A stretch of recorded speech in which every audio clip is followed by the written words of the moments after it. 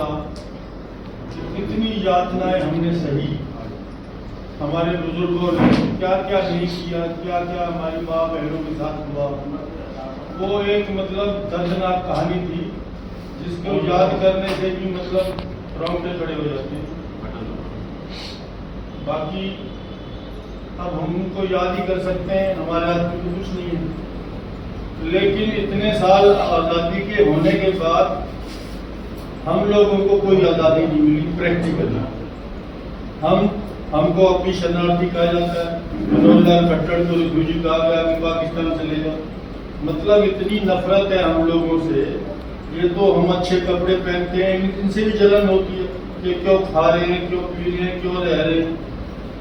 पीछे 1984 में जो इंदिरा जी का मर्डर हुआ था तो यहाँ कर्फ्यू ना लगता ना, ये हमारा जो हुआ पड़ा ना सब कुछ लूट के ले जाता। और रोहतक वाले अब भी वो कहते हैं हमारे से तो कुछ विभाजन से भी बुरा हाल हुआ, जो हमारी एस्टेब्लिशमेंट लूटी है, दुकानें लूटी हैं छाट छाट करके कि ये उनकी है, ये बत्रा की है, ये उनकी है। मतलब ये है कि बहुत बुरा हुआ है। क्यों?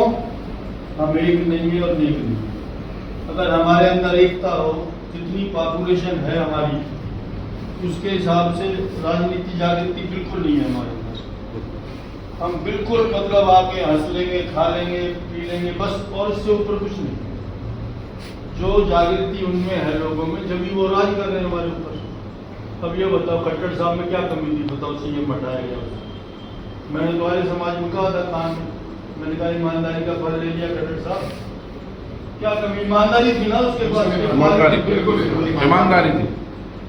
आज कहते हैं जी लोकल मार्केट बचाओ, लोकल व्यापारी बढ़ाओ।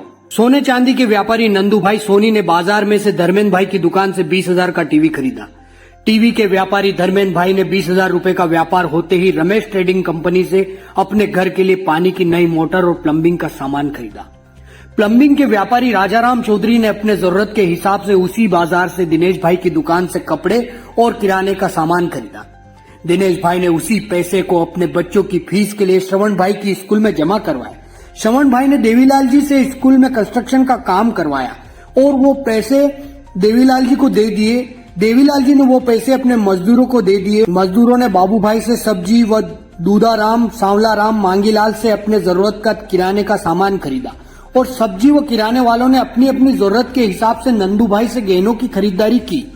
मतलब कि वही पैसा घूम के वापस नंदू भाई सोनी के पास आया और सबका व्यापार हुआ। अब यहाँ सवाल यह है कि नंदू भाई ने टीवी ऑनलाइन खरीदा होता तो वो पैसे कहाँ जाते? अगर आप भारतीय हैं तो दिमाग लगाएं। लोकल मार्केट से ही खरीदारी करेंगे तो आपके पैसे आपके गांव या शहर में ही घूमते रहेंगे। ऑनलाइन खरीदारी किए हुए पैसे ऐसी जगह चले जाएंगे जो आपकी आने वाली दूसरी पीढ़ी को भी काम नहीं आएंगे। इसलिए सस्ते माल की लालच में ना आए और अपने मार्केट से ही खरीदारी करें। खुद ही खुद को सेठ बनाएं। अगर वीडियो पसंद आए तो इसे लाइक, कमेंट और शेयर करें। Thank you.